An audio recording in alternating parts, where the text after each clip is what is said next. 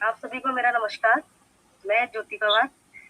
आज के वेबिनार में उपस्थित सभी सम्मानित एवं प्रबुद्ध शिक्षाविदों, शिक्षा प्रेमियों, शोधार्थियों एवं विद्यार्थियों का मैं हार्दिक स्वागत करती हूँ।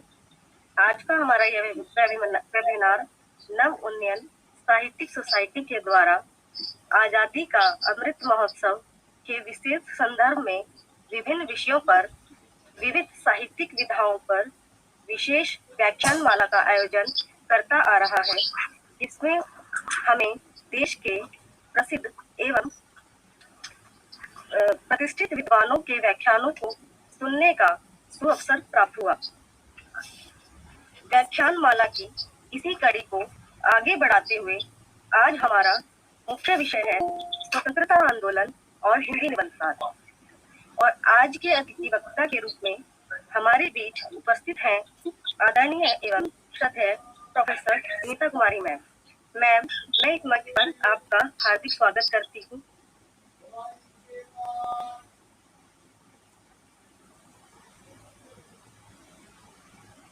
नीता मैम।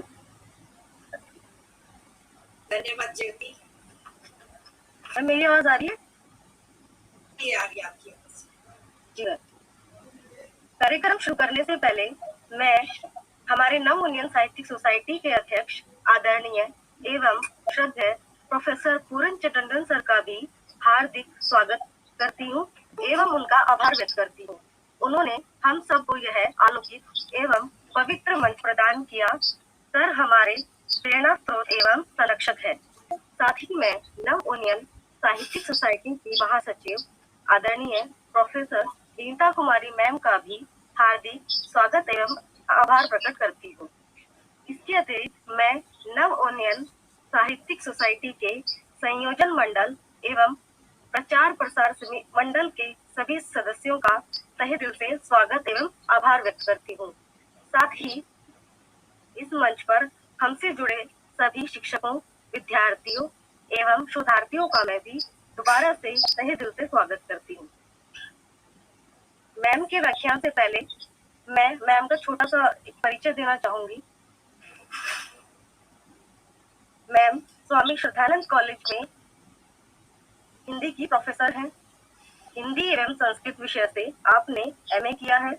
आपने दिल्ली विश्वविद्यालय से कबीर साहित्य के सांस्कृतिक स्रोत विषय पर पीएचडी किया है। इसके पश्चात दिल्ली विश्वविद्यालय से ही आपने संत साहित्य के स्रोत विषय पर डीलिट किया है। आप नव उन्नयन साहित्यिक सोसाइटी की महासचिव हैं एवं नव उन्नयन साहित्यिक सोसाइटी द्वारा प्रकाशित सहृदय शोध पत्रिका की आप सह संपादिका भी हैं। आपके द्वारा बीए और एमए के पाठ्यक्रम पर आधारित 100 से भी अधिक लाइव लेक्चर यूजीसी के स्वयं व्यास चैनल से टेलीविजन पर प्रकाशित हो चुके हैं। यह लेक्चर यूट्यूब पर भी उपलब्ध है। मैम के द्वारा लगभग 9 पुस्तकों का लेखन एवं संपादन किया जा चुका है। इसके अतिरिक्त आपके 30 से भी अधिक शोध पत्र विभिन्न प्रतिष्ठित शोध पत्रिकाओं में प्रकाशित हो चुके हैं। और एक बात और, हम सबके लिए यह गौरव की बात है कि आपको साहित्य भूषण सम्मान, सूर्य अंतर भारती सम्मान से भी सम्मानित किया जा चुका है। और हाल ही में आपको वर्ष 2021 में दिल्ली सरकार द्वारा बेस्ट टीचर के अवार्ड से भी सम्मानित किया गया है।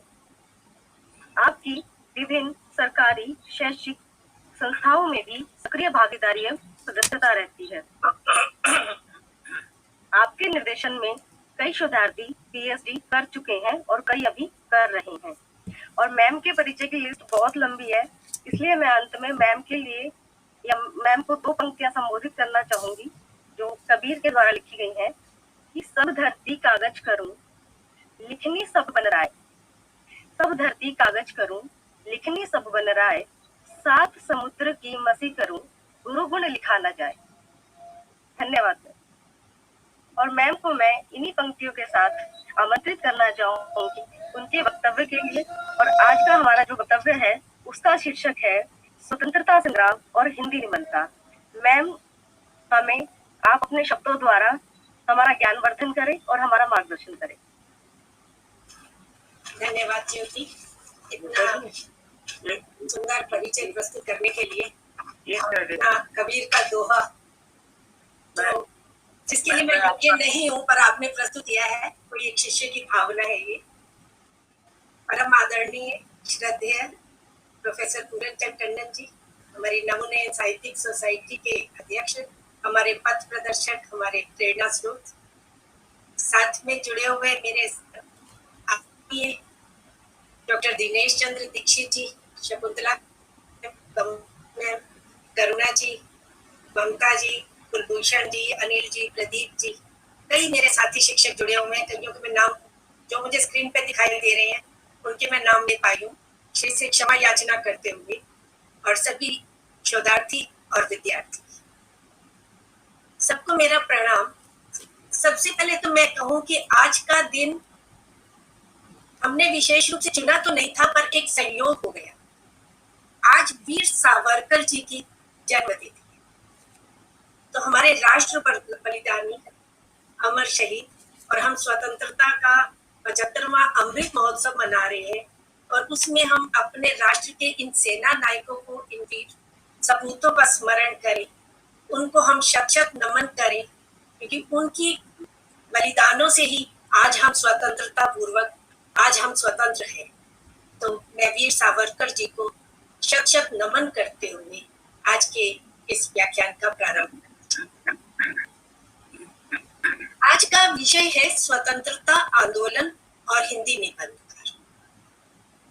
और अभी जैसा कि ज्योति जी ने बताया भी है कि स्वतंत्रता आंदोलन और हिंदी साहित्यकारों को लेकर के नवोन्नयन की ओर से कई व्याख्यान विभिन्न विद्वानों द्वारा दिए जा चुके हैं, उनके द्वारा हमारा मार्ग निर्देशन हुआ है। तो उसी कड़ी में मैं भी एक छोटा सा प्रयास आज करने जा रही हूँ। मूलतः स्वतंत्रता आंदोलन को समझना हो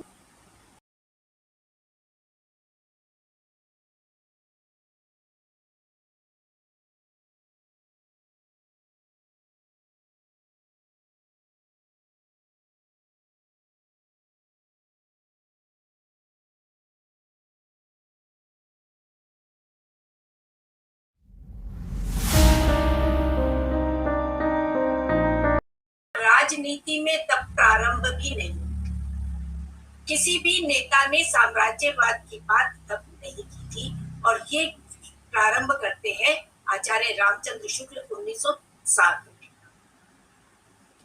और फिर देखिए आप, हमारा जो आज का विषय निबंधकारों पर है, स्वाधीनता आंदोलन और हिंदी निबंधकारों पर, तो हिंदी गद्य की का विकास, हिंदी गद्य का प्रारंभ ही आधुनिक युग की देन है। आधुनिक काल में, क्योंकि इससे पूर्व मध्य काल तक पद्य में ही रचना हो रही थी, गद्य का प्रारंभ आधुनिक काल में प्रारंभ होता है। और भारतेंदु युग, जो भारतीय नव जागरण के अग्रदूत कहे जाते हैं, वह एक नवीन चेतना लेकर के, एक नव जागरण को लेकर के, सांस्कृतिक चेतना को लेकर के समाज में आते हैं, साहित्य जगत में आते हैं। और अकेले स्वयं ही नहीं आते, अपने साथ साथ अपने समकालीन अन्य साहित्यकारों को भी, उनमें भी साहित्यिक चेतना जागृत करते हैं और साहित्य रचना करने के लिए। जब स्वाधीनता संग्राम हुआ, जब आंदोलन हुआ, क्रांति हुई 1857 में, 1850 में भारतेंदु का जन्म होता है।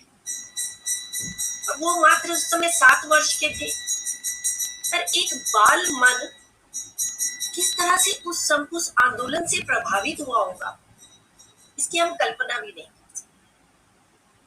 और 1885 में उनका निधन हो जाता है, मात्र 35 वर्ष की उनकी आयु रही। और आप देखिए, इन 35 वर्षों में उन्होंने हिंदी साहित्य को इतनी समृद्धि प्रदान की, पूरे युग को प्रबोधित किया, जन चेतना जगाने का कार्य किया, कविताओं के माध्यम से, नाटकों के माध्यम से, अनुवाद के माध्यम से, निबंधों के माध्यम से, पत्रकारिता, स्वयं नाटक लिख रहे हैं लिख ही नहीं रहे, मंचित भी कर रहे, उसमें स्वयं अभिनय भी कर रहे, स्वयं निबंध लिख रहे हैं, अपने साथियों को भी निबंध लेखन के लिए प्रेरित। तो निबंध साहित्य का लेखन आधुनिक युग में भारतेंदु युग से प्रारंभ माना जाता है। गद्यम कवि नाम निक्षम वदति, गद्य को कवियों की कसौटी कहा गया। तो गद्य में निबंध को गद्य की कसौटी आचार्य रामचंद्र शुक्ल, क्योंकि निबंध समसामयिकता से जुड़ा हुआ होता है। जो समकालीन परिवेश है, समकालीन स्थिति है, उससे प्रभावित, उससे प्रेरित होता है। और उससे पूर्व कोई निबंध लेखन की परंपरा हमें हिंदी में नहीं मिलती। पश्चिमी साहित्य में निबंध लेखन पर्याप्त मात्रा में चल रहा था। अंग्रेजी में, बंगला में निबंध साहित्य मिलता है, पर हिंदी में प्रारंभ भारतेंदु युग से भी होता है और पत्रकारिता के माध्यम से होता है, पत्र पत्रिकाओं के आधार पर होता है। हम देखते हैं कि भारतेंदु युगीन जितने भी साहित्यकार थे, चाहे हम प्रताप नारायण मिश्र को देखें, बद्री नारायण चौधरी प्रेमगन को देखें, अंबिका दत्त व्यास है, श्रीधर पाठक है, श्रीनिवास दास है, राधा शरण गोस्वामी है, बालकृष्ण भट्ट है, सब पत्रकार हैं। पत्रकारिता उनकी साथ साथ चलती है, क्योंकि वे पत्र पत्रिकाओं के माध्यम से जन चेतना जागृत करने का प्रयास करते हैं, समाज को प्रबोधित करने का, राष्ट्रीय एकता स्थापित करने का, एक अखंड राष्ट्र की भावना जगाने का कार्य करते हैं पत्रिकाओं के माध्यम से। भारतेंदु हरिश्चंद्र, कवि वचन सुधा, हरिश्चंद्र चंद्रिका, माला बोधनी आदि पत्रिकाओं का संपादन करते हैं। उसमें निरंतर उनके लेख, टिप्पणियां, निबंध, कविता आदि प्रकाशित होते हैं। प्रताप नारायण मिश्र ब्राह्मण पत्रिका का संपादन करते हैं, बालकृष्ण भट्ट हिंदी प्रदीप का, और बाल मुकुंद गुप्त भारत मित्र के संपादक रहे। तो जितने भी उस काल के निबंधकार रहे, साहित्यकार रहे, वे पत्र पत्रिकाओं से जुड़े, और उस समय की पत्रकारिता एक मिशन लेकर के आगे बढ़ी, और वह मिशन किसी स्वार्थ से प्रेरित नहीं है।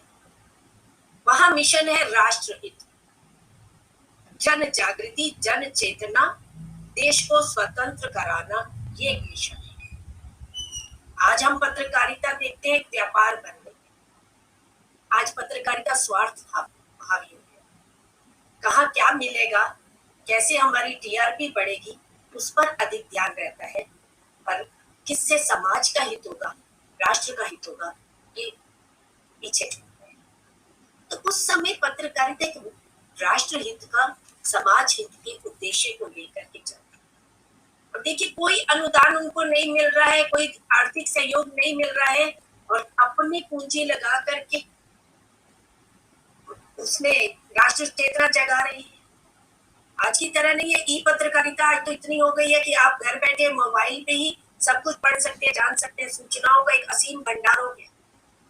उस समय एक पत्र भी छपता था तो उसको अंधेरे में, रात में, एक मोहल्ले में, एक घर में दिया जाता था, जो पूरे मोहल्ले में, पूरे गांव में घूमता था और सब पढ़ता था।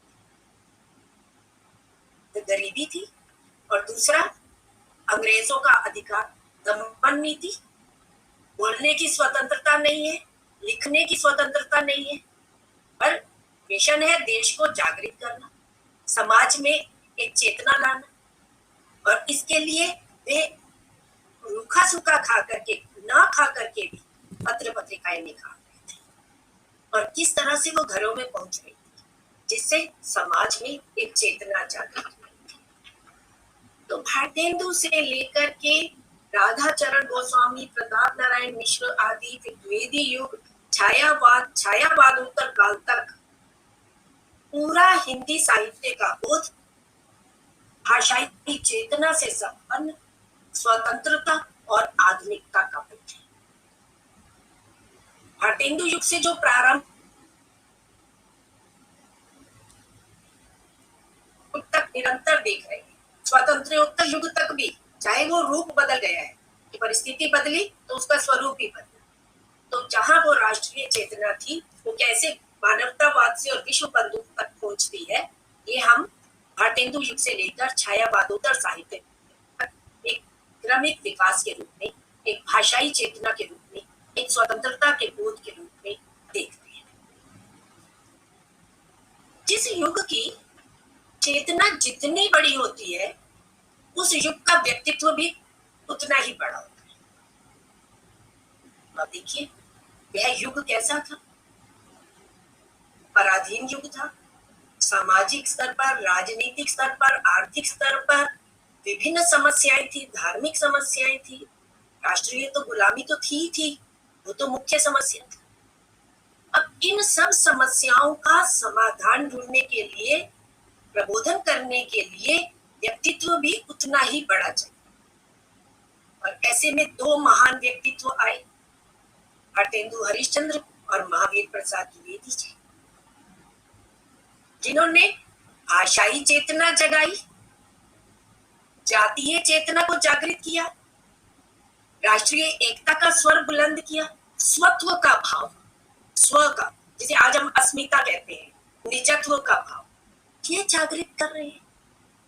स्वभाषा, स्वराज्य, स्वझंडा, स्वदेश, स्वसंस्कृति, तो अपनापन जो भाव है, अपनत्व का जो भाव है, अपनी भाषा, अपना झंडा, अपना गान, अपना देश, अपनी संस्कृति, ये जो एक भाव था, ये जगाने का कार्य इस युग के निबंधकारों ने, साहित्यकारों ने विशेष रूप से किया।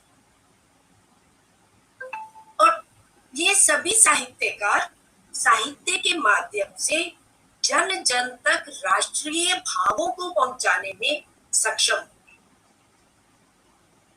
सभी सक्षम हुए। यद्यपि देखा जाए, हालांकि आरोप लगाया जाता है कि भारतेंदु युग में राज प्रशस्ति अधिक हुई है, अंग्रेजी शासन का गुणगान अधिक गाया गया है, विक्टोरिया के आगमन पर, प्रिंस वेल्स के आगमन पर, उनके जन्मदिन का।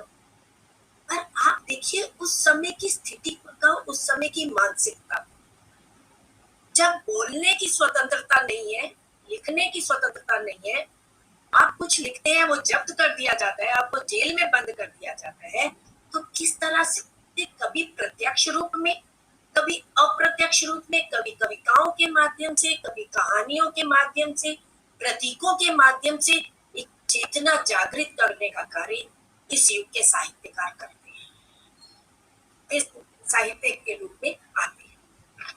और निबंधकारों ने इस युग के निबंधों के माध्यम से स्वदेश प्रेम, जातीय प्रेम, जातीय चेतना, स्वधर्म अभियान, स्वभाषा प्रेम, स्वत्व का बोध जागृत किया। हम बात तो कर रहे हैं कि निबंधकारों ने ये सब भाव जागृत किए, परंतु जब तक हम उसके लिए उदाहरण नहीं देंगे, जब तक हम उनके प्रसंग नहीं बताएंगे, तब तक वो बात प्रामाणिक नहीं।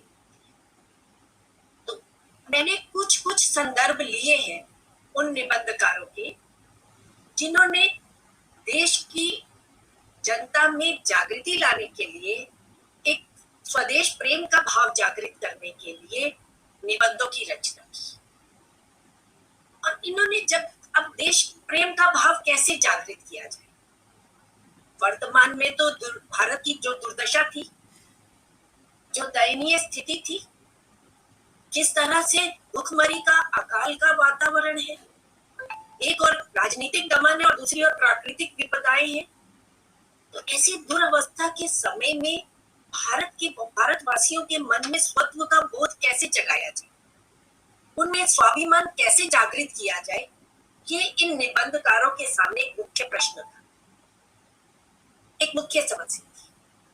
तो उसका समाधान वे क्या निकालते हैं? अपने स्वर्णिम अतीत का गुणगान करके, जो हमारे भारत का एक अतीत गौरव रहा, स्वर्णिम भारत रहा, जो विश्व गुरु के नाम से प्रचलित रहा, तो उसका गौरव गान करके अतीत का स्मरण करके और उसके माध्यम से वर्तमान को प्रबोधित कर। भारतवर्ष की हम देखते हैं 3 खंडों में, अतीत खंड, वर्तमान खंड और भविष्य खंड। और प्रसाद भी अतीत का गुणगान अपने सभी नाटकों में करते हैं, इसलिए वो ऐतिहासिक नाटकों की रचना करते हैं, क्योंकि हमारा जो इतिहास रहा है वो गौरवमय रहा है। तो उस गौरवमय इतिहास को वर्तमान जाने और अपने भीतर उस गौरव और गर्व का अनुभव करें, ये इनका मूल उद्देश्य है। और इसके लिए देखिए आप जो प्रेमधन थे, बद्री नारायण चौधरी प्रेमधन, उन्होंने तो वो कविता भी लिखी, धन्य भारत भूमि सब रत्नन की खान जब क्या, हमारो प्यारो भारतवर्ष कहते हैं, प्यारा भारतवर्ष प्रसाद भी लिखते हैं, मातृभूमि की वंदना मैथिली शरण गुप्त भी करते हैं। तो वो कविता के क्षेत्र में तो अनेक कविताएं लिखी गई, अब स्वदेश प्रेम को लेकर, भारत के अतीत को लेकर। और आज जो हमारा विषय है निबंधों पर, तो निबंधों में ये प्रेम कहाँ कैसे रूप किस रूप में दिखाई देता है। तो प्रेम धन जो है बद्री नारायण चौधरी प्रेमधन, उनका एक निबंध है भारतवर्ष की दरिद्रता। उस निबंध में एक और वे वर्तमान की भारत की दुर्वस्था का चित्रण करते हैं, वहीं साथ ही अतीत के गौरव का भी गान करते हैं। प्रेमधन जी का ध्यान उस काल की ओर जाता है जब भारतवर्ष में प्रचुर धन और प्रशस्त मूर्तियों की प्रशंसा संपूर्ण संसार करता था। केवल भारत ही नहीं, पूरा विश्व यहाँ के प्रचुर धन की, यहाँ की प्रशस्त मूर्तियों की प्रशंसा किया। भारत की खानों में सभी अमूल्य रत्न उत्पन्न होते थे। भारत की समृद्धि प्राप्त करने की लालसा से ही सेल्यूकस सिकंदर को यहाँ बुलाया और लुटेरे पहाड़ियों को उपद्रव करने के लिए भी आमंत्रित किया। यहाँ जो इतना प्रचुर धन था, अब देखिए जो शक आए, हुण आए, तैमूर आया, बाबर आया, ये सब क्या करने के लिए आए थे? लूटने के लिए। अब प्रचुर धन था, भारत सोने की चिड़िया था, तो उसको लूटने के लिए आए। तो यही बात प्रेमधन अपने निबंध में कह रहे हैं कि लुटेरे पहाड़ियों को उपद्रव करने के लिए वो आमंत्रित किया। किसने आमंत्रित किया? यहाँ की प्रचुर धन संपदा।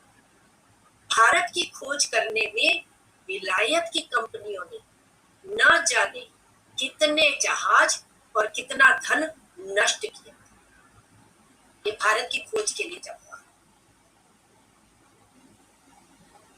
अब भारत में आप देखते हैं, इतिहास हमारा साक्षी है, अंग्रेजों ने जब यहाँ आक्रमण किया तो अंग्रेज केवल भारत पर ही विजय प्राप्त करना नहीं चाहते, वो केवल राजनीतिक रूप से ही यहाँ साम्राज्य स्थापित करने के लिए नहीं आते हैं, वो सांस्कृतिक विजय के भी आकांक्षी। वे भारत की पूरी संस्कृति को नष्ट करने के लिए आते हैं, यहाँ की शिक्षा को, यहाँ की भाषा को, यहाँ की संस्कृति को आघात पहुंचाते हैं। फोर्ट विलियम कॉलेज की स्थापना जो हुई, अंग्रेजी माध्यम से शिक्षा देनी प्रारंभ हुई। अब जब अंग्रेजी माध्यम से अंग्रेजी शिक्षा दी जा रही थी, तो भारतीय नवयुवक जो उस समय अंग्रेजी माध्यम से शिक्षा प्राप्त कर रहे थे और विदेशी ज्ञान विज्ञान प्राप्त कर रहे थे, ये एक सार्थक था, एक सकारात्मक रूप था कि हम केवल अपने ज्ञान विज्ञान तक ही सीमित नहीं रहे, विकास हुआ, हमारे ज्ञान चक्षु खुले, हमने बाहर विश्व में क्या हो रहा है उसको भी जाना। परंतु उस विदेशी संस्कृति का ऐसी चकाचौंध इन नवयुवकों को प्रभावित की कि वे अपनी भाषा, अपनी संस्कृति,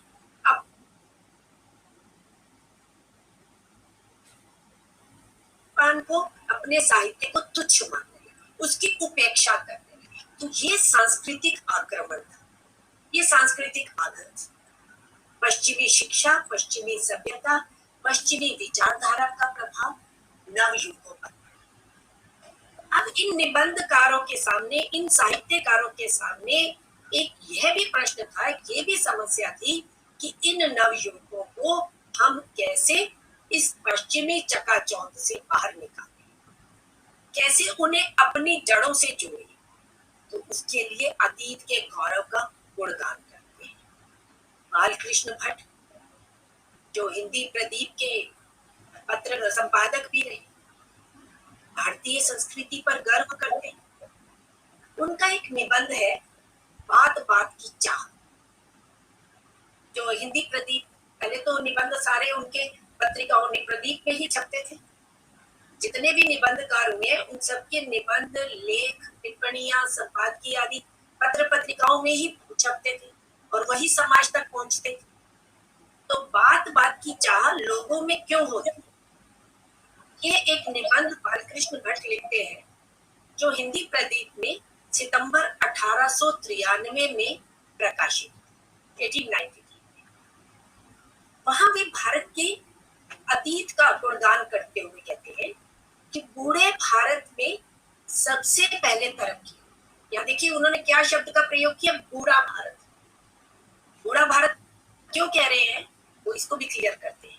ये कहते हैं इसलिए कि देशों के समूह में हिंदुस्तान सबसे पुराना है। उन्नति, सभ्यता, समाज मंथन का बीज सबसे पहले यही बोया गया। मिस्र, यूनान, रोम आदि देश जो प्राचीनता में भारत के समकक्ष है। देखिए मिस्र की संस्कृति, रोमन संस्कृति, यूनानी संस्कृति भारतीय संस्कृति के लगभग बराबर है, तो प्राचीनता में भारत के समकक्ष है। सबों ने कि उस समय भाषा का एक हिंदी भाषा तो गद्य में प्रारंभ हुई थी, तो एक अनगढ़ रूप मिलता है।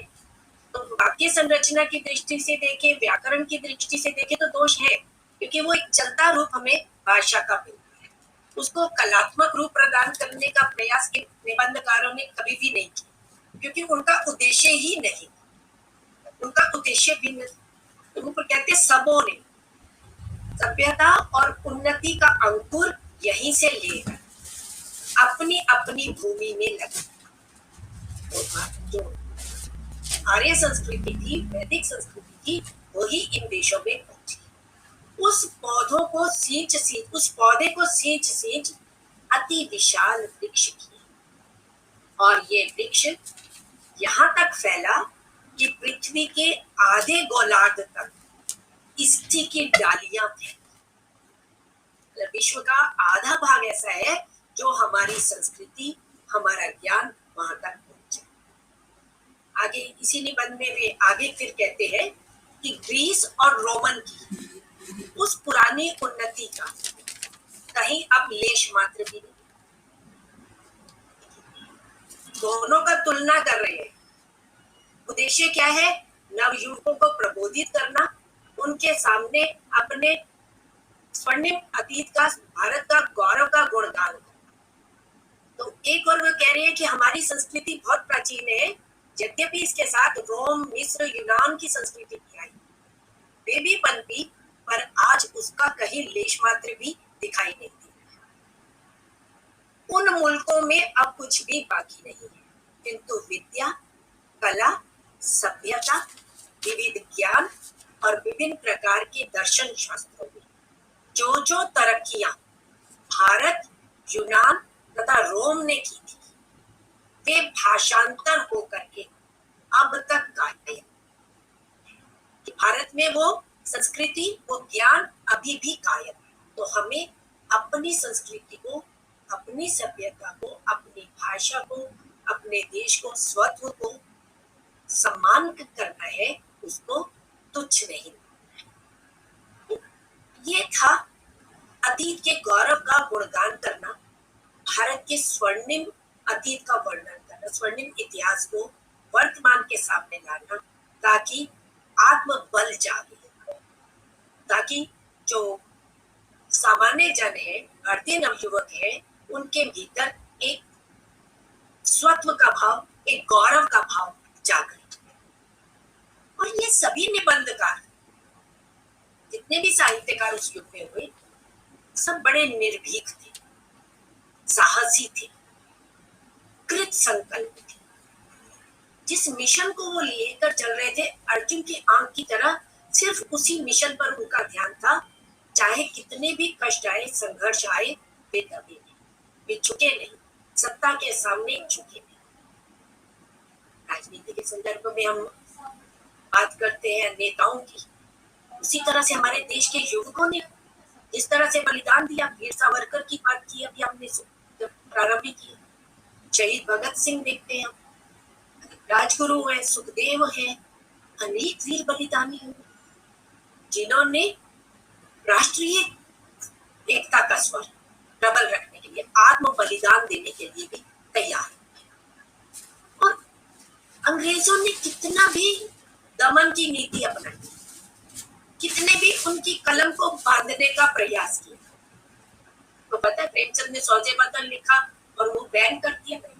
वीर सावरकर जी ने स्वाधीन, ये जो प्रथम स्वतंत्रता संग्राम था, उस पर जब उन्होंने पुस्तक लिखी और वो बैन हो गई, तो कलम की शक्ति तलवार की शक्ति से भी अधिक बड़ी होती है। युद्ध केवल मैदानों में ही नहीं लड़ा जाता, युद्ध कलम से भी लड़ा जाता है, दिमाग से भी लड़ा जाता है। तो इन साहित्यकारों ने फिर युद्ध कलम से लड़ा। बालकृष्ण भट्ट की बात करें हम, वे अंग्रेजों की दमन नीति की कटु आलोचना करते हैं, बड़ी निर्भीकता के साथ, बड़े साहस के साथ। और एक उनके मैं प्रसंग बताती हूँ।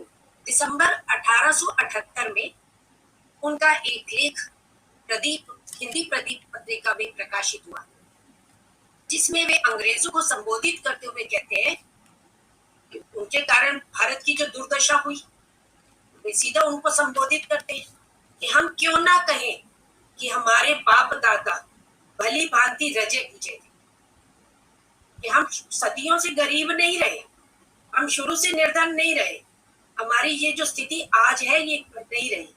हम क्यों ना कहें कि हमारे बाप दादा भली भांति रजे पूजे थे और हम इस अंग्रेजी राज में पेट भर अन्न भी नहीं पाते। तुलना कर रहे हैं अतीत से वर्तमान की। यह बात हमारे शासनकर्ताओं के कान को ना प्यारी लगती हो तो क्या किया जाए। देखिए उनकी निर्भीकता, उनका साहस, वे अंग्रेजों पर सीधे प्रहार कर रहे हैं कि जो स्थिति आज है वो तुम्हारे शासन के कारण है, तुम्हारी नीतियों के कारण है, हमारे लिए। और ये बात तुम्हें अच्छी नहीं लगी तो हम क्या, जो बात सच है वह कही जाएगी कि ये सब इनके राज्य प्रबंध के दोष है। तो इस तरह से अंग्रेजों की शासन नीति पर प्रहार करते हैं। आप सब जानते हैं शिव शंभू का चिट्ठा बालमुकुंद गुप्त ने जो लिखा, जिसमें लॉर्ड कर्जन की दमनपूर्ण नीतियों का पूरा व्यंग्य प्रस्तुत करते हैं, प्रतीकों के माध्यम से भी करते हैं और प्रत्यक्ष रूप से भी करते हैं। लॉर्ड कर्जन को खुलेआम चुनौती देते हैं। उनका ये शिव शंभू का चिट्ठा में वो लॉर्ड कर्जन को चुनौती देते हुए क्या कहते हैं, ये पंक्तियां मैं आपके सामने रखती हूँ कि आप परीक्षा करके देखिए कि भारतवासी उन ऊंचे से ऊंचे कामों को कर सकते हैं, यह नहीं कि जिनको आपके सजातीय कर सकते। वो क्या रहा था, जितने ऊंचे पद थे, जो अधिकारी थे, वे सब विलायत थे, वे सब अंग्रेज थे। और जो सेवा करने के, गुलामी करने के कार्य थे, छोटे कार्य थे, वो सब भारतीयों को दिए जाते। तो कितना भी शिक्षित हो, कितना भी योग्य हो, पर उसे उच्च पद का अधिकारी नहीं माना जाता।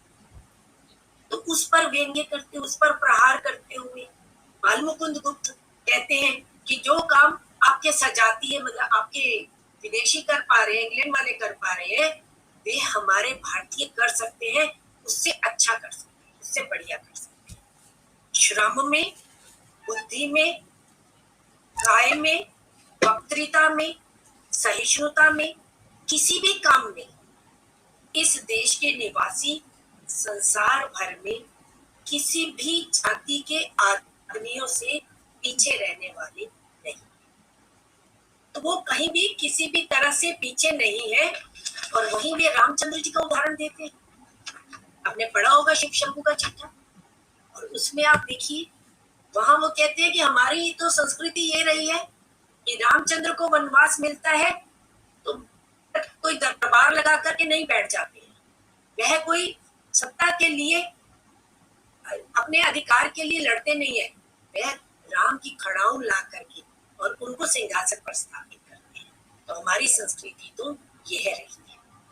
तो इस तरह से अंग्रेजों की दमनपूर्ण नीति का विरोध करने के लिए और भारतवासियों में देश प्रेम की भावना जगाने के लिए, राष्ट्रीय एकता की भावना लाने के लिए इन साहित्यकारों ने, इन निबंधकारों ने अतीत का गौरव दिखाया और उस अतीत के गौरव के माध्यम से वर्तमान दुरावस्था को विनष्ट कर देने का प्रयास किया। कि वर्तमान की दुरावस्था कैसे दूर होगी, दयनीय स्थिति कैसे दूर होगी। भारतेंदु युग में ही नहीं, आगे हम द्विवेदी युग में भी देखते हैं, हम छायावाद में भी देखते हैं। पूरा अतीत के गौरव का गुणगान किया जाए, निबंधों के माध्यम से, कहानियों के माध्यम से, नाटकों के माध्यम से, कविता के माध्यम से। महावीर प्रसाद द्विवेदी जी जो प्रवर्तक रहे, आप सब परिचित हैं। उनका एक निबंध संग्रह है प्राचीन पंडित और इस निबंध संग्रह में एक निबंध है बौद्ध धर्म, बौद्ध आचार्य शीलभद्र। और इस निबंध के माध्यम से वो ये बताने का प्रयास करते हैं कि भारत का ज्ञान तो भारत में ही सीमित नहीं रहा, ये विदेशों तक पहुंचा। श्रीलंका में, तिब्बत में, जावा, सुमात्रा, मलाया आदि विभिन्न देशों में बौद्ध धर्म कहाँ से गया? भारत से ही गया, भारत से ही प्रचलित हुआ। तो वो इस निबंध के माध्यम से बताते हैं। ऐसे ही बाबू गुलाब राय जो आचार्य शुक्ल युगीन निबंधकार हुए, और उन्होंने निबंध लिखा एक भारत का समन्वयवादी संदेश। और इस निबंध में वे भारत को जगत गुरु, विश्व गुरु के रूप में प्रतिष्ठित करते हैं। लाला श्रीनिवास दास भारत खंड की समृद्धि इस नाम से निबंध लिखते हैं, जिसमें वे भारत के अतीत का गौरव गान प्रस्तुत करते हैं। भारतेंदु स्वयं वैष्णवता और भारतवर्ष उनका एक प्रसिद्ध निबंध रहा। और उस निबंध में वे धर्म की संकीर्णताओं को तोड़कर भारतवासियों को एक सूत्र में बांधे जाने का सुझाव देते।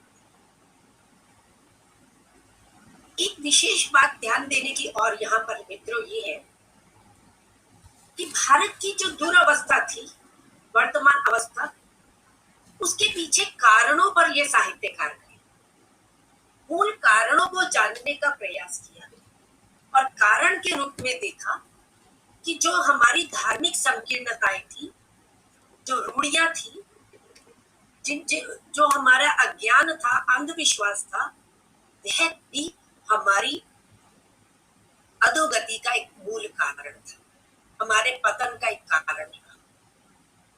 अंग्रेजों का शासन, उनकी दमन नीति तो मुख्य था ही था, केवल हम उनको ही दोष नहीं देते, हमारे भारतवासियों के अपने स्वयं की संकीर्णताएं भी एक मूल कारण थी।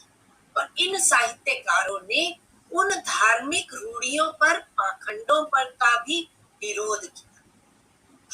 वैष्णवता और भारतवर्ष निबंध में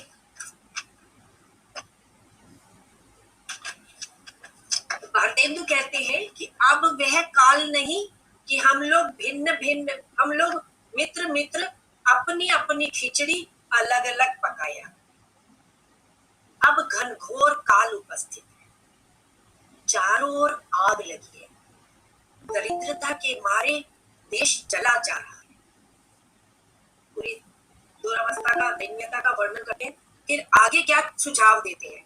आगे वे इस निबंध में कहते हैं कि आवश्यकता क्या है? सब आर्यपुत्र एक हो, धर्म संबंधी उपाधियों को छोड़ करके प्रकृत धर्म की उन्नति करो।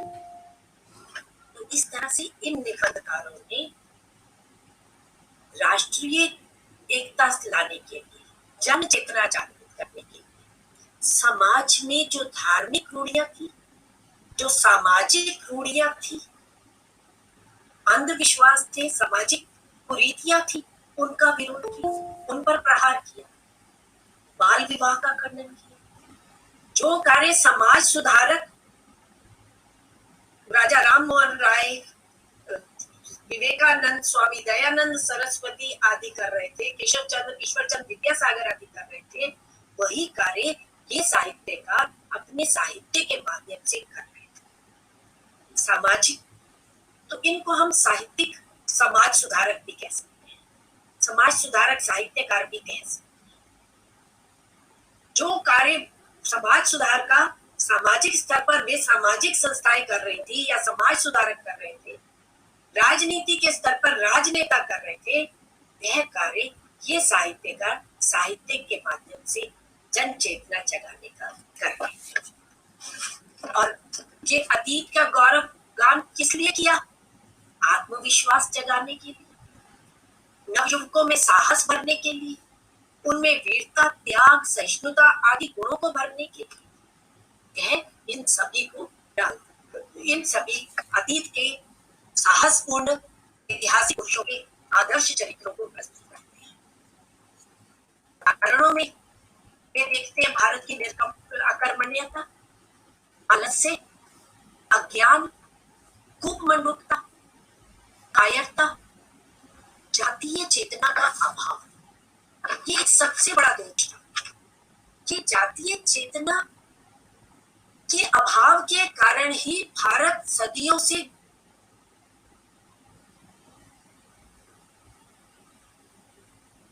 अंग्रेजों का शासन रहा, ये जातीय चेतना की कमी के कारण। और इसीलिए इस युग के निबंधकार जातीय एकता को राष्ट्रीयता के एक प्रमुख तत्व के रूप में दिखते हैं। और ये जातीय एकता में मूल क्या है? राष्ट्र कल्याण।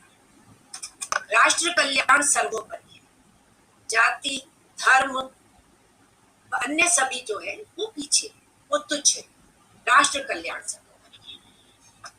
हम देखते हैं, विश्व की बात करें, अमेरिका को देखें, अमेरिका का इतिहास अधिक पुराना नहीं है। विभिन्न जातियां, विभिन्न देशों की अलग अलग जातियां वहां आकर के इकट्ठी हुई और सब क्या कहलाती है? अमेरिकन कहलाती है। ऐसे ही इंग्लैंड की बात करें, विभिन्न ब्रिटिश भी थे वहां पर, तो वहां पर एंगल भी थे, नॉर्मन भी थे, तो अलग अलग जातियां वहां सम्मिलित हुई और आज वो सारी इंग्लिश कहलाती। इसी तरह से आर्य जाति जब यहाँ पर आर्य आए, प्रारंभ में अनेक संघर्ष करने पड़े, अन्य जातियां आई, शक आए, हूण आए, पार्थियन आए, तो वो सब अपनी अपनी संस्कृति, अपनी वेशभूषा, अपना रहन सहन, बोलचाल, खान पान, भाषा आदि लेकर के आए, परंतु यहाँ आकर के इनके साथ मिलकर एक सामाजिक संस्कृति को पैदा कर, एक सामाजिक संस्कृति पैदा। परंतु अंग्रेजों के आने के बाद उन्होंने इसी संस्कृति पर आघात किया और जिसका परिणाम हम सबने भुगता, सब उसमें से निकले। जैनेन्द्र हिंदी साहित्य के प्रसिद्ध उपन्यासकार रहे, कथाकार रहे, निबंधकार रहे। आपने उनके उपन्यास, उनकी कहानियां पढ़ी है। उनका एक निबंध है, किसके लिए लिखे। किसके लिए लिखे निबंध में वे मानवता की एकता की बात करते हैं। और उससे पहले उनका एक और निबंध है, साहित्य और साधन। जैनेन्द्र जी गांधीवादी विचारधारा से प्रभावित थे, गांधी जी से प्रभावित थे, रविंद्रनाथ टैगोर से, अरविंद से विशेष रूप से प्रभावित थे। और उनकी विचारधारा उनके निबंधों में भी, उनके उपन्यासों आदि में भी हमें दिखाई देती है।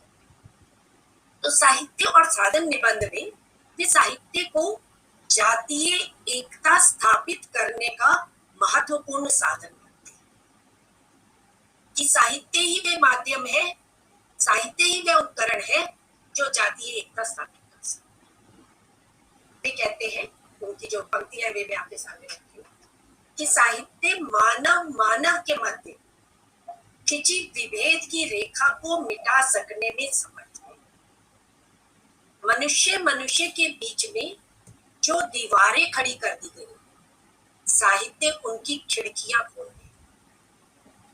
देखिए, यहाँ दो शब्द आए विशेष ध्यान देने के, एक दीवार शब्द है और एक खिड़की शब्द है। दीवारें खड़ी हो गई है, साहित्य दीवारें नहीं तोड़ सकता, पर वो उसका विकल्प देता है, वे खिड़कियां खोल देता है। विज्ञान चक्षु खोल देता है। तो इस तरह से जातीय एकता स्थापित करने की वे एक और निबंध है उनका, जिसके लिए मैं अभी कह रही थी किसके लिए लिखे, किसके लिए लिखे, जिसमें वो मानवता की एकता की बात करते हैं। वही आगे छायावादोत्तर युग में हम मानवतावाद की प्रतिष्ठा देखते हैं, किस तरह से फिर वो विश्व बंधुत्व में परिवर्तित होता है, मानव कल्याण ही सर्वोपरि है। तो उसके बीज हमें यहाँ शुक्ल युगीन निबंधकारों में दिखाई देते हैं, भारतेंदु युगीन निबंधों में दिखाई देते हैं। जैनेन्द्र कहते हैं कि साहित्य का सत्य तो ये है कि मनुष्यता एक है, वह इसी सत्य को निरंतर खोजता है और निरंतर अपनी भावना और रचना से वह उसके निकट जाता है। यदि मनुष्यता कहीं एक नहीं है और तत्व यही विग्रह है, कलह है, विच्छेद है, तो वह मिथ्या है। इन्होंने जातिगत भेदभाव को चुनकर मैत्री भाव और प्रेम भाव को बढ़ाने पर बल दिया। इसी तरह से बाबू गुलाब राय सांप्रदायिकता और राष्ट्रीयता निबंध में इसी जातीय एकता, जातीय चेतना जागृत करने की बात, और इसी के साथ साथ इन निबंधकारों ने स्वत्व की बात की, निजत्व की बात की, अपनी अस्मिता की बात की, कि जब तक हम अपने स्वाभिमान को नहीं जगाएंगे तब तक हम स्वतंत्र नहीं हो सकते, तब तक हम गुलाम बने रहेंगे। और इसी स्वत्व को जगाने के लिए स्वदेशी आंदोलन चला बाद में, पर ये निबंधकार 1910 में स्वदेशी आंदोलन चलता है, पर भारतेंदु युगीन निबंधकार उससे पूर्व स्वदेशी की बात करते हैं, विदेशी के बहिष्कार की बात करते हैं। गांधी जी तो बाद में आते हैं, गांधी जी का चरखा आंदोलन, खादी की बात तो बाद, क्योंकि कुटीर धंधे बिल्कुल नष्ट हो गए थे और यहाँ का कच्चा माल सारा विदेशों में जा रहा था, और किस तरह से वहां से तैयार माल यहाँ पर आता था, और भारत की गरीबी का एक मूल कारण भी यही। तो इस स्वदेशी की आंदोलन जो बात है, ये हमें इन निबंधों में पहले से ही, उससे 20-30 साल पहले ही दिखाई दी। और ब्रिटिश साम्राज्यवाद के कारण कैसे भारतीय अर्थतंत्र प्रभाव में आया, पूरा हमारा आर्थिक तंत्र एक चरमरा गया, और जो माल यहाँ से कच्चा माल 1-1 रुपए में जाता था, वहां से तैयार होकर वही 25-50 रुपए में, और उसका परिणाम क्या हो रहा था, एक और तो आर्थिक दृष्टि से भारत कमजोर हो रहा था, और दूसरी ओर जो भारतीय नवयुवक थे वे स्वदेशी को तुच्छ दृष्टि से देख रहे थे और विदेशी की चकाचौंध से प्रभावित। तो उनको स्वदेशी के प्रति प्रेम जागृत करना वो इन निबंधकारों ने। हालांकि मेरे पास अनेक है उदाहरण, भारतेंदु का भी है और स्वदेशी प्रेम प्रताप नारायण मिश्र का भी है, पर समय मैं देख रही हूँ काफी समय हो गया है और समय की सीमा को देखते हुए मैं उनका वर्णन नहीं करूंगी। पर एक मैं बात विशेष रूप से कहूंगी, आप इन निबंधों को पढ़िए जरूर।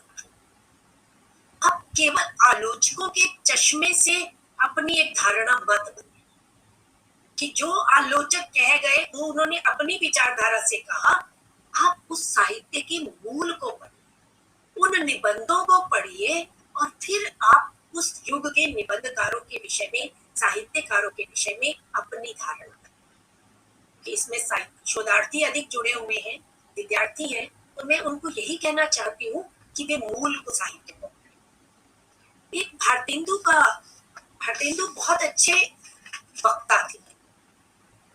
उन्होंने हिंदी के प्रचार के लिए, स्वभाषा को प्रचार प्रसार करने के लिए देश के अनेक स्थानों पर जा करके भाषण दिए, और उनके भाषणों का संग्रह जो है भारतेंदु ग्रंथावली में मिलता है।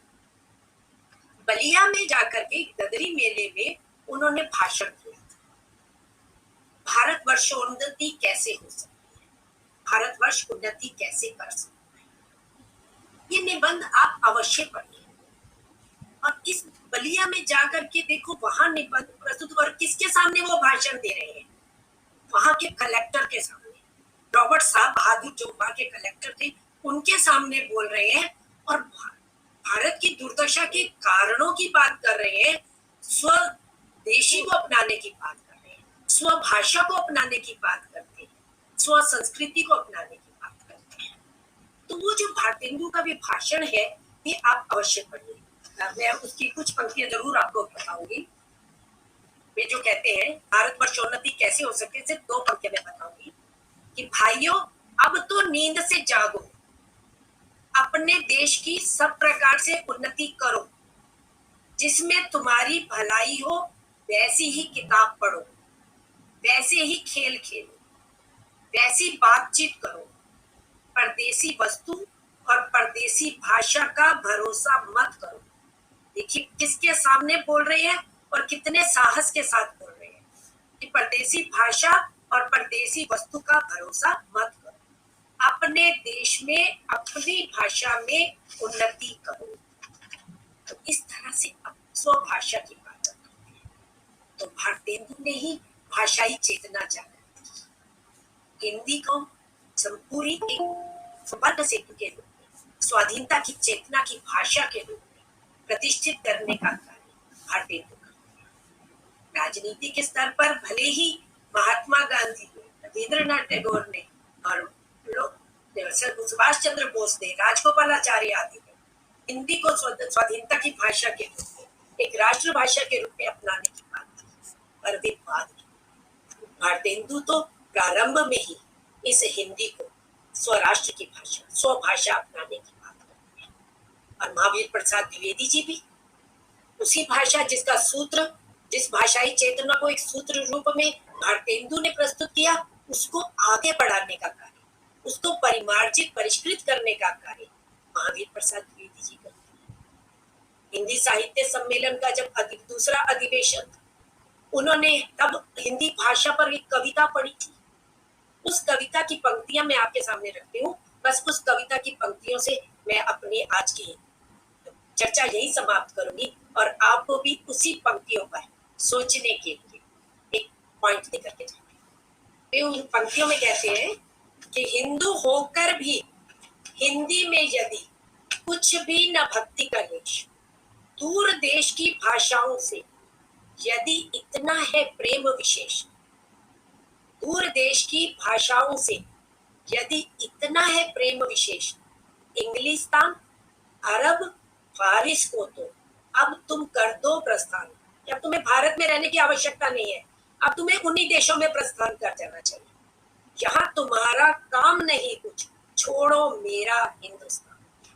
तो ये इस तरह से भाषाई चेतना जागृत करना, जातीय चेतना जगाने का, राष्ट्रीय एकता जगाने का, स्वत्व का भाव जागृत करने का कार्य इन निबंधकारों ने किया, इन हिंदी साहित्यकारों ने किया और उनका दाय हमारे ऊपर है और उसको अब हमें आगे बढ़ाना है। तो अगर हम उनके विचारों को, उनसे कुछ भी प्रेरणा प्राप्त कर सके तो हमारी आज की ये चर्चा सार्थक चर्चा है। अगर हम उसमें से कुछ भी बिंदु ग्रहण कर सके, क्योंकि भाषा आचरण की है, चरित्र में हम अपने लेकर के हम उसे अपने जीवन में धारण करें तो निश्चित रूप से हम अपनी उन्नति करेंगे, देश की उन्नति करेंगे, समाज को। इन्हीं शब्दों के साथ आप सबने मुझे इतने से सुना, आप सबका बहुत बहुत आभार। धन्यवाद मैम, धन्यवाद धन्यवाद सार्थक और इतना सार्थक वक्तव्य देने के लिए मैम। और आपने तो पूरे निबंध साहित्य को ही सार रूप में प्रस्तुत कर दिया है हम सबके सामने। आपने बहुत ही सरल भाषा शैली में निबंधों के उदाहरण, प्रसंग और घटनाओं के माध्यम से तत्कालीन समय की परिस्थितियों से हम सबको अवगत कराया। प्रत्येक बिंदु को स्पष्ट करते हुए तत्कालीन साहित्यकारों के उद्देश्य को भी हम जान गए हैं आपके माध्यम से। आपने यह बताया कि साहित्यकार समाज को उद्बोधित करने का कार्य करता है और जो तत्कालीन साहित्यकार थे वो तत्कालीन समाज की दुर्दशा को स्पष्ट कर ही रहे थे, साथ में हमें हल भी बता रहे थे, उस समस्या का हल भी बता रहे थे कि किस तरह हम इस दूरदर्शा से हम बाहर निकल सकते हैं। साथ ही आपने बताया कि जन जन में चेतना भरने के लिए महान व्यक्तित्व का होना बहुत आवश्यक है। जो तत्कालीन साहित्यकारों में विद्यमान था और आज भी होना चाहिए। साहित्यकारों ने निबंध, कविता, कहानी, उपन्यास, पत्रकारिता और विभिन्न विधाओं के माध्यम से लेखन कार्य से जन जागृति का कार्य किया। ये साहित्यकार साथ ही समाज सुधारक बनने की भूमिका भी निभा रहे थे। और मैम, जब आपको सुनते हैं तो ये लगता है कि सुनते ही रहें और ये व्याख्यान चलता ही रहे। बाकी ये लगा कि निबंध साहित्य में मेरा जो ज्ञान है वो बहुत कम है, तो मैं आगे पढ़ूंगी निबंध। जो भी आपने साहित्यकार बताए, भारतेंदु जी और बालकृष्ण भट्ट, बालमुकुंद गुप्त, ये सभी निबंध हमको पढ़ने चाहिए। और आगे बढ़ते हुए मैं कार्यक्रम में शिक्षक एवं विद्यार्थियों से अनुरोध करती हूँ कि वो अपनी टिप्पणी या कोई अगर सवाल उनके मन में है तो वो रख सकते हैं। प्रोफेसर विनीता, आपको हार्दिक बधाई और आत्मिक आभार। आज आपने साहित्यिक क्रांति के उन प्रश्नों को अनावृत किया जिनको हम प्राय बिना पढ़े ही पलट जाते हैं। तो बहुत बहुत बधाई आपको, बहुत बहुत आभार आपका हृदय से। धन्यवाद सर, सब आपका आशीर्वाद है। विनीता जी, आपको हमारी तरफ से भी बहुत बहुत आभार कि आपने हमारे को बहुत अच्छा वक्तव्य दिया। बहुत बहुत बधाई। धन्यवाद विनीता जी, बहुत बहुत धन्यवाद, शुक्रिया। नमस्ते विनीता मैम, आपका बहुत बहुत धन्यवाद मैम।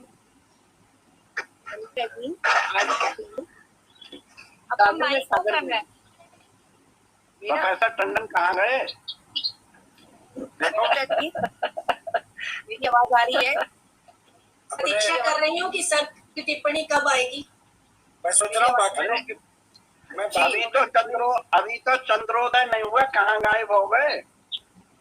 मैं कह रहा हूँ बाकियों की टिप्पणी हो जाए तो मैं कुछ टिप्पणी करूँ ना। हाँ, मैं वनीता जी कहना चाहूंगी कि आपने आज गागर में सागर भर दिया है। इतने सारे निबंधकारों को 1 घंटे 50 मिनट में पूरा उनका जो साथ है वो एक साथ दे दिया, बिल्कुल वैसे ही जैसे इत्र में हमारी जो है वो कई बगीचों के पुष्पों को उस इत्र की शीशी में ला देता है एक साथ, वैसे ही आपने आज इस अपने आपका भी एक व्याख्यान और निबंध ही था जिसमें आपने समेटा है। बहुत अच्छा लगा, बहुत बहुत बधाई मैम। बहुत बहुत धन्यवाद। धन्यवाद विनीता मैम, ऐसा लग रहा है कि निबंधों को इनको आधार बनाकर एक बहुत अच्छा और भी निबंधों को जोड़कर एक बहुत अच्छा आलेख लिखा जा सकता है और बिल्कुल विषय की दृष्टि से लगता है नवीन होगा बिल्कुल। तो बहुत बहुत धन्यवाद मैम। बहुत ही चुनौतीपूर्ण विषय है क्योंकि निबंधों में प्राय लोग प्रवेश करना पसंद नहीं करते। कविता में तो लोगों को रस आता है, पढ़ने में भी, बोलने में भी, सुनने में भी, लेकिन निबंध के बारे में प्राय लोगों की मान्यता कि शुष्क है, गंभीर है। तो ये ऐसा गंभीर कार्य आप ही कर सकती हैं और ये आपने आज प्रमाणित किया है। ये विषय के साथ जो न्याय होना चाहिए था वह आपने किया है आज। विनीता जी, रवि जी, मेरा वक्तव्य भी उसी तरह से नीरज रहा, शुष्क रहा ना मैम, समय का आपने जो है जिस तरह से उसको प्रस्तुति दी है वो कहीं नीरसता नहीं आई, कहीं शुष्कता नहीं आई। तो ये भी आपकी एक विशेषता है, इसलिए मैंने कहा कि ये कार्य आप ही कर सकती थी। इसीलिए मैंने कहा कि गंभीरता को किस तरह से पेश किया जाए सरसता के साथ, ये महत्वपूर्ण था, वही आपने कर। विनीता जी केवल 2 शब्द मेरी तरफ से, अति उत्तम। विनीता जी बहुत विनीत रूप में आपने धन्यवाद संध्या जी, धन्यवाद रवि जी। मैम, मैं सहयोग मिलता है, आप सब उत्साह वर्धित करते हैं तो हमें भी थोड़ी सी प्रेरणा मिल जाती है, लगता है कि चलो कुछ हम भी बोल लें।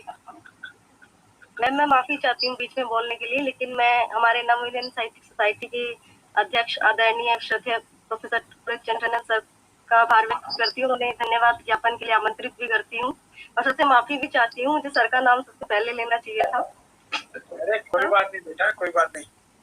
नहीं, इनका नाम पहले ले देती तो फिर बाद में कौन बोलता? ये तो अध्यक्ष के वक्तव्य हो जाता। ठीक है, ठीक है। अच्छा, आप दिनेश जी, आप मुखमुद्रा से ऐसा लग रहा है जैसे अभी उठ के बिस्तर से बाहर आए हो। अब विनीता जी को सुनना तो आवश्यक था ना। अच्छा, धन्यवाद सर, बहुत बहुत धन्यवाद। विनीता जी, आपको हृदय से बहुत बहुत बधाई, क्योंकि आपने वास्तव में पूरे निबंध के उद्भव, विकास और पूरी विकास यात्रा इसको ध्यान में रखा, क्योंकि बहुत बड़ी यात्रा है। लगभग 150 वर्ष तक निबंधों का लेखन हुआ है, हिंदू युग से भी मान ले। हालांकि उससे पहले भी कुछ निबंध हमें मिलते हैं, लेकिन जो केंद्रीय विषय है उस विषय को ध्यान में रखते हुए आपने बहुत सारे प्रमुख जो निबंधकार हैं वो उनकी वस्तु को लेकर, अभिव्यक्ति को लेकर, चिंतन विचार को लेकर आपने बड़ी गंभीरता से विचार किया।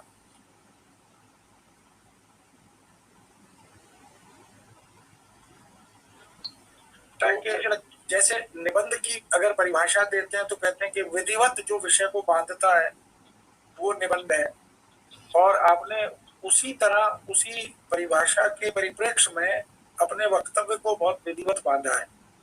समय 1 घंटे का, सवा घंटे का रहा, उसमें उतने बड़े विषय को कवर अप करना, समाहित करना एक वास्तव में चुनौती भरा, असंभव सा काम है।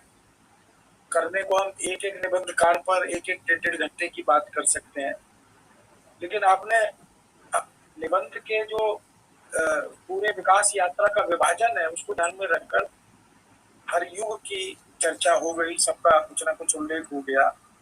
जिन्होंने कम से कम उस दृष्टि से निबंध लिखे हैं या उनके निबंध साहित्य में इस प्रकार की जो जिस मुद्दे को, जिस समस्या को, जिस विषय को लेकर हम इस श्रृंखला को चला रहे हैं, आज़ादी के अमृत उत्सव के अवसर पर जो स्वाधीनता संग्राम की चिंता है वो किस किस प्रकार से हो सकती है, निबंधकार उस पर कैसे सोचता है, इन सारे बिंदुओं को आपने बड़ी गंभीरता से, गांभीर्य से प्रस्तुत किया। जो बहुत अच्छा इसलिए भी लगा कि आप नवोन्नयन साहित्यिक सोसाइटी के ही एक सदस्य भी हैं, पदाधिकारी भी हैं, और एक जो प्रोफेसर की गरिमा है उसका आपने विशेष रूप से ध्यान रखा है, क्योंकि एक धारणा हिंदी जगत में और विश्वविद्यालयी जगत में इस तरह की चल रही है कि साहब हम प्रोफेसर तो सबको बनाए जा रहे हैं, तो क्या प्रोफेसर बनाना भी चाहिए कि नहीं बनाना चाहिए? ये इन प्रश्नों का सामना बहुत करना पड़ रहा है आजकल हमें। तो आपको उन सारे प्रश्नों का उत्तर आपके इस वक्तव्य में दिखाई देता है, तो मैं उसके लिए आपको हृदय से बधाई देता हूँ। आप वैसे जब से मैं आपको जानता हूँ, आपका सतत लेखन, आपका चिंतन, आपकी पुस्तकें, आपके आर्टिकल्स जो पत्रिकाओं में हैं या यूजीसी के चैनल पर आपके जो वक्तव्य आदि हैं, उन सब को देखते हुए और आपकी रचना धर्मिता की सक्रियता को देखते हुए मुझे बड़ा आत्मतोष हुआ, और मैं हृदय से आपको बधाई देता हूँ और ये शुभकामनाएं देता हूँ कि इसी तरह आपकी ये लेखनी, आपका ये चिंतन, सारस्वत कृपा आप पर बनी रहे। हमारे जो बाकी साथी सब प्रोफेसर हैं उनसे भी मेरा अनुरोध है कि वो इस श्रृंखला में जुड़े और इसको आगे बढ़ाएं।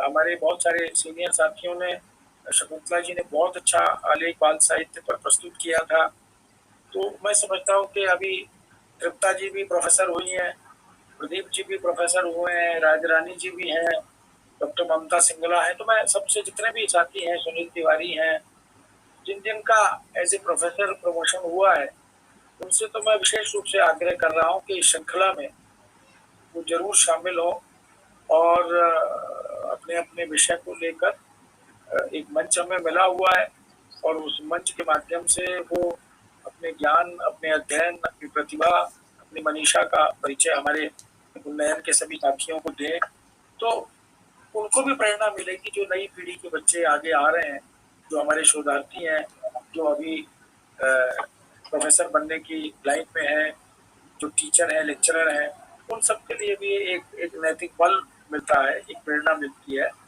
तो विनीता जी ने बहुत अच्छा मार्ग प्रशस्त किया, शकुंतला जी ने मार्ग प्रशस्त किया, तो मैं आभारी हूँ, कृतज्ञ हूँ आप सबके प्रति, क्योंकि इस मंच को जीवित आप ही लोग रख सकते हैं और मैं उम्मीद करता हूँ कि हम इसको आगे बढ़ाएंगे। दीक्षित जी ने बहुत सुंदर व्याख्यान दिया था, बड़ी मुश्किल से पकड़ में आते हैं, लेकिन उनको लेक्चर को अभी भी हम याद करते हैं, तो बहुत बेहतरीन लेक्चर उन्होंने दिया था, व्याख्यान दिया था।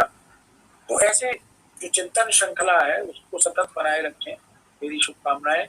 जो लोग इस कार्यक्रम को संयोजित कर रहे हैं, इससे जुड़े हुए हैं, इसकी पूरी व्यवस्था से जुड़े हुए हैं, चाहे वो पोस्टर बनाने का काम है या व्यवस्था को देखने का काम है, रिकॉर्डिंग का काम है, उन सबको भी मैं बधाई देता हूँ, क्योंकि एक महत्वपूर्ण दायित्व का निर्वाह वो भी कर रहे हैं। तो हम सबका थोड़ा थोड़ा योगदान इस व्याख्यान श्रृंखला को जीवित रखे, आगे बढ़ता रहे, हम लोग ये काम करते रहे। धीरे धीरे हम अब ऑफलाइन पर भी आ रहे हैं। मैं चाहता हूँ कि बहुत जल्दी हम विधिवत जैसे हम लेक्चर करते रहे हैं, एक राष्ट्रीय संगोष्ठी करते रहे हैं 1 दिन की या 2 दिन की, हम उस तरफ बढ़ें, उसकी व्यवस्था भी हम जल्दी करें और हो सकता है ईश्वर करेगा जल्दी हम उसका रास्ता खोल पाएंगे। तो मेरी मंगल कामनाएं, और आगे के लिए भी कुछ लोग अपना नाम दें जो लोग जुड़े हुए हैं, और अगर वो उसमें सहयोग करेंगे तो हमें अच्छा लगेगा।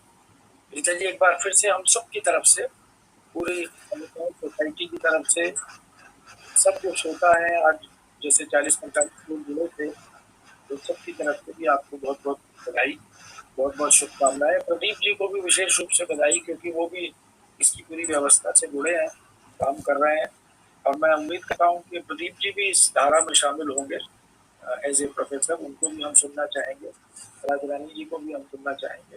कन्या जी, मेरा एक सुझाव है। कन्या जी, मेरी कुछ सुन रहे हैं आप? हाँ जी मैडम, नमस्कार। हाँ नमस्कार। मैंने कहा मेरा आपके लिए आपको भी हमने सुन लिया था, बहुत बढ़िया व्याख्यान आपका भी एक व्याख्यान होना चाहिए इसी श्रृंखला में। हाँ, मुझे तो आप जब कहेंगे मैं शामिल हो जाऊंगा, मुझे तो कोई दिक्कत नहीं, पर मुझे अच्छा लगेगा। प्रोफेसर टंडन से तो आप ही मिलवा सकते हैं। क्षमा चाहती हूँ, मैं आपको अब देख पा रही हूँ। मैं तो बराबर बनी हुई हूँ। मैंने स्क्रीन पे नाम नहीं आ रहा था ना, तो पता नहीं चलता। मुझे यही लगा कि आप स्वतंत्रता संग्राम के लिए नहीं बोल रहे हो, यानी आप बोल रहे हो आज के लिए बोल रहे हो। जो संस्कृति की जरूरत आज है, जो लोगों को जागृति और चेतना लाने की आज जरूरत है, वो बातें मुझे लगा कि आज आप आज के लिए ये सारी बातें कह दें, अतीत के नहीं वर्तमान और भविष्य के लिए। तो बहुत अच्छा, बधाई आपको। धन्यवाद। मैं खबर प्रेजेंट थी, हर शब्द मैंने सुना है आपका।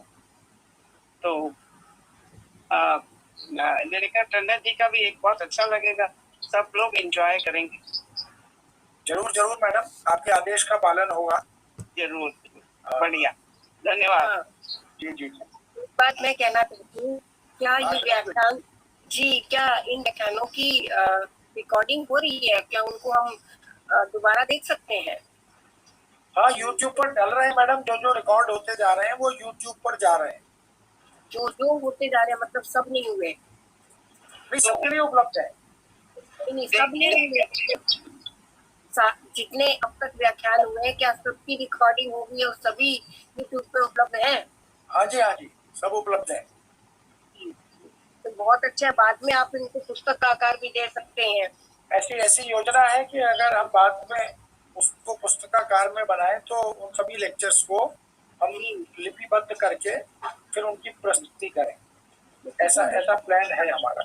मुद्रित सामग्री के रूप में स्थायी रूप से हमारे पास रह जाएगा ना, उसकी उपयोगिता ही अलग होगी, है ना? हाँ, वो ऐसी योजना है, उसको थोड़ा संपादित करके और पुस्तकानुकूल बना के फिर हम उसकी पुस्तक बनाएं। बढ़िया। हाँ जी सर, समीक्षा के रूप में भी हम सारा एकत्रित कर रहे हैं, जितनी समीक्षाएं हमारी, हर उसकी समीक्षा छपती भी है और उसको हम उसका प्रिंट लेकर के रख भी रहे हैं, संभाल भी रहे हैं। और जो अभी सर ने कहा बिल्कुल ठीक से कि उसकी हम पुस्तक भी निकालेंगे, और जो है उसकी जो मतलब ये है कि वो एक तरीके से जो होता जा रहा है साथ के साथ डालते भी जा रहे हैं। तो उसका भी मैं स्कूल मैम से बात करूंगा और मैं बताऊंगा भी किस तरह से वो मिल रहा है, उपलब्ध भी कराएंगे रिकॉर्डिंग। और जहाँ तक मैं नहीं बोल रहा, मैं सबका अवसर मिल जाए इसलिए कि विनीता जी का तो हम जितना भी धन्यवाद करें, जितना भी कहें, धन्यवाद तो विधिवत वैसे ज्योति को ही करना है, लेकिन हम शब्द यही है कि जितना भी कहें उतना कम है। और आप जहाँ तक बोझिल से बोझिल विषय को इतना सरस बना देते हो, इतना अच्छा तरीके से रखते हो, पूरा एक एक बिंदु हमने सुना और आप शुरुआत से लेकर अंत तक जितने अच्छे से आपने विषय को रखा, निश्चित रूप से ये विषय रिकॉर्डिंग के लिए भी और आगे भी बार बार सुनने लायक है। आपने वास्तव में बहुत अच्छे से जो है, आपका आभार, बहुत आभार। धन्यवाद प्रदीप जी, धन्यवाद। प्रदीप जी 25 जून के लिए अभी से आप बात कर लो, कोई जो तैयार हो। जी, अभी हम यहाँ उपलब्ध भी हैं, अगर किसी का मन है 25 जून का तो वो अभी नोट करा दे, नहीं तो फिर बाद में तो बात करते ही है। मैं करता हूँ, कोशिश करता हूँ सबसे बात करके, लेकिन अभी हो जाए तो वो बहुत अच्छा हो जाएगा। जी जी जी, विषय बने मैंने अपना नाम दिया हुआ पहले से। अच्छा सर, ठीक है, फिर आप रवि जी से मैं बात कर लूंगा विषय करके, फिर हम जो है रखते हैं। 25 जून है शनिवार को, 25 जून शनिवार को इसी समय मिलते हैं और विषय के बारे में मैं सबसे बात करूँगा। ठीक है, बिल्कुल ठीक है रवि जी। वेबिनार के समापन में मैं मैम के लिए 2 पंक्तियां और पढ़ना चाहती हूँ, आज मौका मिला है तो पढ़ देती हूँ। हाँ बिल्कुल। कि आंखों में करुणा, गुरु ऋण पूरा उतार दिया। हाँ जी सर, नहीं सर ये मैम के ऊपर बिल्कुल फिट है ये लाइटें, इसलिए मैंने लिखी है कि आंखों में करुणा, दिल में दया, फोटो पर मुस्कान। आंखों में करुणा, दिल में दया, फोटो पर मुस्कान, मुश्किल है मिल पाना जग में आप जैसे इंसान। वाह, वेरी गुड, बहुत ही बढ़िया, सार्थक। इसी के साथ मैं हमारे वेबिनार में उपस्थित सभी शिक्षकों, विद्यार्थियों एवं शोधार्थियों का हार्दिक आभार व्यक्त करती हूँ और मैं मैम का और प्रदीप सर का भी हृदय से धन्यवाद देना चाहती हूँ, क्योंकि सर ने मुझे पहली बार मंच संचालन का मौका दिया और इसके चलते अगर मुझसे कोई भूल या त्रुटि हो गई तो इसके लिए क्षमा करें।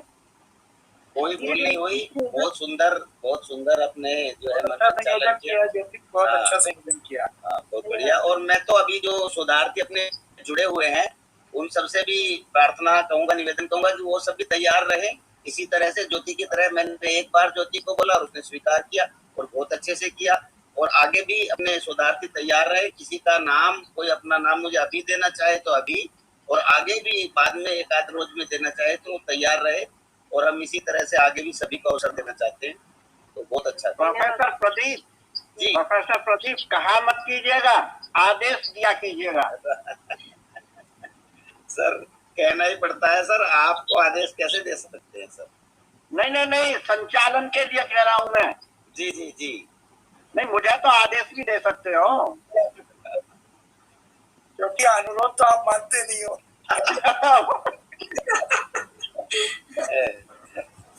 ज्योति को भी कुशल संचालन के लिए बहुत बहुत धन्यवाद, आभार। बहुत सुंदर संचालन किया। और 2-3 लोगों को बोला है रवि जी लिखने के लिए। रवि सर वो जैसे ही मेरे को भेजते हैं मैं आपको भेजता हूँ। रवि जी तो भाग गए। नहीं है ना, दिनेश भागे हैं ना रवि। नहीं, दिनेश तो कहाँ भागेगा, यहाँ नहीं होगा तो फिर यत्र होगा। रवि अस्त हो गया सर, सूर्य चंद्र दोनों यही है। रवि कभी अस्त नहीं होता। हाँ, उदित हो गया, कभी अस्त नहीं होता जी। उदय उदित गिर मंच पर। चलिए, ठीक है सर, बहुत बहुत आभार विनीता जी आपका। सबका आभार, सबने इतने ध्यान से सुना, इतना मेरा उत्साहवर्धन किया, सबका बहुत बहुत आभार। धन्यवाद। विदा लेते हैं। नमस्कार सर। धन्यवाद। एक बार फिर बधाई आपको।